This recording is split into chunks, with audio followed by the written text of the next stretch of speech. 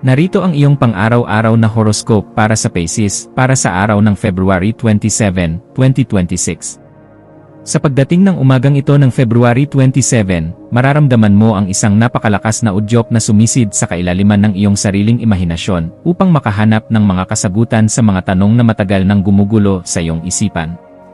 Ang enerhiya ng araw na ito ay nagtutulak sa iyo na bigyang pansin ang iyong mga panaginip at ang mga mensaheng hatid ng iyong damdamin dahil ang mga ito ay magsisilbing gabay mo sa pagpapasya sa mga mahahalagang aspeto ng iyong buhay. Huwag kang matakot na maglaan ng oras para sa iyong sarili dahil ang katahimikan ay magbibigay sa iyo ng pagkakataong makinig sa tibok ng iyong puso at sa mga bulong ng iyong kaluluwa na naghahangad ng tunay na katahimikan at kaayusan sa gitna ng ingay ng mundo. Pagdating sa iyong karera at mga tungkulin sa trabaho, ang petsang ito ay nagdadala ng isang mahalagang pagkakataon upang ipakita ang iyong pambihirang talento sa sining at ang iyong kakayahan na makita ang mga bagay na madalas makaligtaan ng iyong mga kasamahan. Mapapansin ng iyong mga nakatataas ang iyong masigasig na pagtutok sa mga aspetong nangangailangan ng malasakit at matalas na panlasa, na magreresulta sa isang mas mataas na antas ng pagpapahalaga sa iyong mga kontribusyon sa inyong organisasyon o pinagtatrabahuhan. Gamitin ang iyong likas na intuition upang bumuo ng mga ugnayan na magpapadali sa inyong mga gawain, dahil ang iyong kakayahang makaramdam sa pangangailangan ng iba ay sadyang kailangan upang mapaganda ang kinalabasan ng inyong mga pinaghihirapang plano. Sa usaping pananalapi, ang araw na ito ay humihingi ng isang matalinong pagsusuri sa iyong mga gastusin, lalo na sa mga bagay na may kinalaman sa iyong mga hilig at panandaliang kasiyahan na maaaring umubos sa iyong naipong yaman. Maaaring may lumitaw na oportunidad para sa isang malikhaing pamumuhunan o pagbili ng mga kagamitang magagamit mo sa iyong pag-unlad, ngunit kailangan mong suriin ang bawat detalye ng may matalas na isipan upang maiwasan ang anumang aberya sa huli. Ang pagiging masinop sa iyong mga transaksyon at ang paglalaan ng pondo para sa iyong mga pangangailangan sa hinaharap ay magbibigay sa iyo ng kapanatagan. Kaya manatiling disiplinado at huwag magpadala sa mga tukso ng materyalismo na wala namang malaking ambag sa iyong seguridad. Ang aspeto ng pag-ibig at pakikipag-ugnayan ay nasa isang yugto ng matatag na harmonya, kung saan ang iyong puso ay naghahangad ng isang malalim at espiritual na koneksyon, kasama ang iyong kapareha o ang mga taong mahalaga sa iyo. Ang pagpapakita ng iyong pagmamahal sa pamamagitan ng pagbibigay ng tapat na atensyon at ang pagbabahagi ng iyong mga pangarap ay lalong magpapatibay sa inyong pagsasama, dahil mas pinahahalagahan mo ngayon ang katatagan ng damdamin kaysa sa anumang mabulaklak na salita. Para sa mga naghahanap pa ng katuwang, ang iyong misteryosong aura at ang iyong pagiging maunawain ay magsisilbing magnet para sa mga taong naghahangad ng isang partner na may malalim na pananaw at busilak na puso, kaya manatiling bukas sa mga bagong kakilala. Ang iyong kalusugan ay dapat maging isa sa iyong mga pangunahing prioridad sa pamamagitan ng pagbibigay ng pansin sa iyong mga paa at sa iyong lymphatic system na maaaring makaramdam ng pagod dahil sa stress o sobrang pag-isip. Ang iyong katawan ay humihiling ng sapat na nutrisyon mula sa mga pagkaing nagmumula sa tubig at mga natural na sangkap. Kaya iwasan ang pagkain ng mga pagkaing dumaan sa maraming proseso upang mapanatili ang iyong sigla at ang iyong magandang pakiramdam. Ang pagsasagawa ng mga mahinahong ehersisyo gaya ng paglangoy o simpleng pagbababad ng paa sa maligamgam na tubig ay makakatulong upang mailabas ang mga negatibong enerhiya sa iyong sistema at mapalitan ito ng sariwang lakas na magpapanatili sa iyong magandang disposisyon. Sa iyong pakikipagkapwa-tao, ang iyong papel bilang isang mahusay na tagapayo at tagapakinig ay magiging sentro ng atensyon, lalo na sa mga kaibigan na nahaharap sa mga problemang emosyonal at nangangailangan ng mahinahong gabay. May isang tao na maaaring lumapit sa iyo upang humingi ng tulong tungkol sa kanyang sariling nararamdaman, at ang iyong pagiging mapagmalasakit ay magsisilbing malaking tulong upang makita niya ang tamang direksyon na dapat niyang tahakin ng may katuwiran. Maging mapagmasid sa iyong paligid dahil ang bawat pakikipagpalitan ng kaisipan ay nagdadala ng bagong aral na maaari mong gamitin upang mas lalo mo pang mapabuti ang iyong pakikitungo sa iba't ibang uri ng personalidad na iyong nakakasalamuha araw-araw. Ang iyong malikhaing isipan ay magkakaroon ng kakaibang kislap sa hapon, lalo na sa mga gawaing may kinalaman sa sining, musika, o anumang paraan ng pagpapahayag na nagpapakita ng iyong pagpapahalaga sa kagandahan ng buhay at kaayusan. Huwag mong limitahan ang iyong sarili sa mga karaniwang estilo, bagkus ay subukan ang mga makabagong pamamaraan na magpapakita ng iyong pagiging orihinal habang pinapanatili ang dangal at kalidad ng iyong mga ginagawa para sa iyong sarili. Ang pagbuo ng isang bagay na may malalim na kahulugan at kapaki-pakinabang sa iyong damdamin ay nagbibigay sa iyo ng ganap na kagalakan. Kaya hayaan ang iyong mga ideya na dumaloy ng malaya habang pinapanatili ang disiplina sa bawat hakbang na iyong gagawin sa iyong proyekto. Para sa pamilya, asahan ang isang kaganapan sa loob ng tahanan na mangangailangan ng iyong pagiging mahinahon upang maging maayos ang takbo ng inyong samahan sa kabila ng mga posibleng hindi pagkakaunawaan tungkol sa mga usaping emosyonal. Ang iyong presensya ay magbibigay ng kagaanan sa loob ng bahay, kaya ang paglalaan ng oras para sa isang masinsinang pag-uusap tungkol sa inyong mga planong pangpamilya ay lalong maglalapit sa inyong lahat sa kabila ng inyong mga abalang schedule.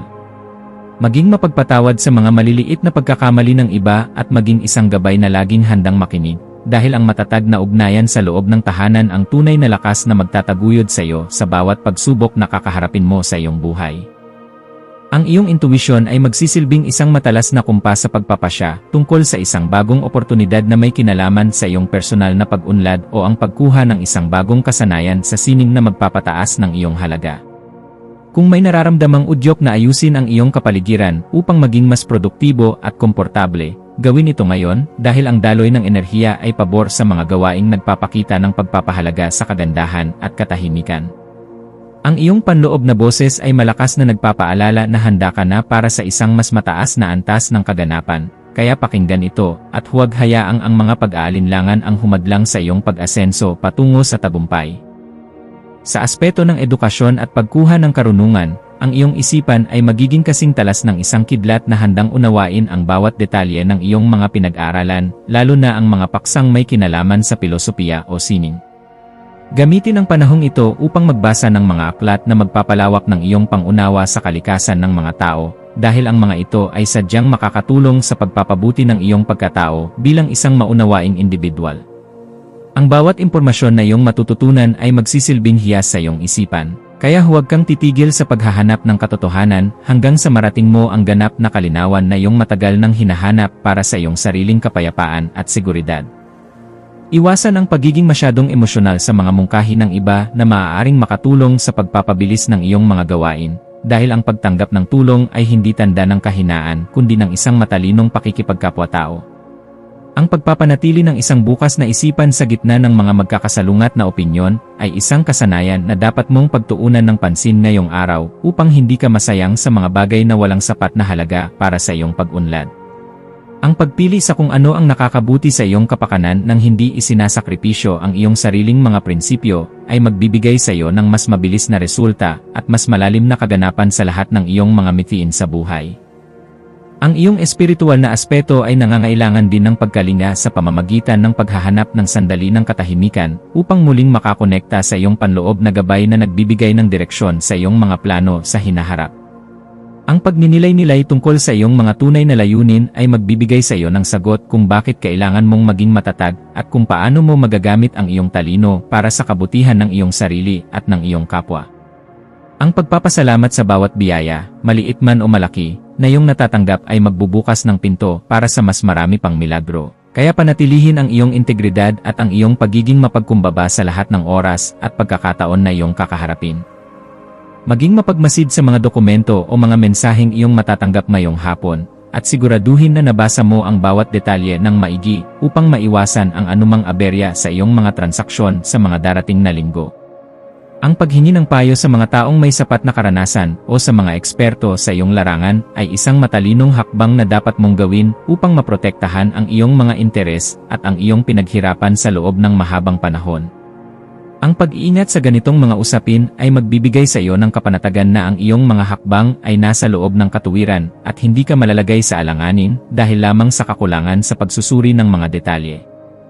Sa pagdating ng gabi, maglaan ng oras upang ayusin ang iyong kapaligiran at ang iyong isip sa pamamagitan ng pagninilay o pakikinig sa musika na nagpapagaan ng loob upang maging mahimbing ang iyong pagtulog at pagpapahinga. Ang kaayusan sa labas ay refleksyon ng kaayusan sa loob. Kaya ang pagliligpit ng iyong mga kagamitan ay makakatulong upang maalis ang mga tensyon sa iyong isipan na dulot ng sobrang dami ng iyong mga damdamin sa maghapon. Ang pagpapasalamat sa bawat tagumpay na iyong nakamit sa araw na ito ay magpapanatili sa iyong positibong disposisyon na siyang magsisilbing magnet para sa mas magagandang balita na darating sa iyong pintuan bukas at sa mga susunod na araw. Bilang huling payo para sa iyo, laging tandaan na ang tunay na seguridad ay matatagpuan sa pagkakaroon ng balanse sa pagitan ng iyong emosyonal na kalakasan at ng iyong panloob na kapayapaan na walang anumang katumbas na halaga. Manatiling nakatutok sa iyong sariling landas habang nagpapakita ng malasakit sa mga taong nasa paligid mo, dahil ang kaganapan ng iyong pagkatao ay matatagpuan sa pagbabahagi ng iyong liwanag ng may dangal sa lahat ng pagkakataon. Hayaang ang liwanag ng karunungan ang maging gabay mo sa pagtahak sa daan ng iyong mga adhikain, at maniwala ka na sa bawat pagsusumikap mo, mayroong magandang bukas na naghihintay para sa iyong buong pamilya at sarili. Ang iyong mga maswerteng numero para sa araw na ito ay 7, 16 na, at 25. Ang iyong maswerteng kulay ay aqua o seafoam green na sumisimbolo sa pag-unlad at emosyonal na kalinawan. At ang maswerteng gawain para sa araw na ito ay ang pagsusulat ng tula, ang pagbisita sa isang lugar na malapit sa tubig upang makuha ang iyong kailangan na katahimikan, o ang simpleng pagninilay-nilay bago matulog upang maging maayos ang iyong pakiramdam sa paggising bukas.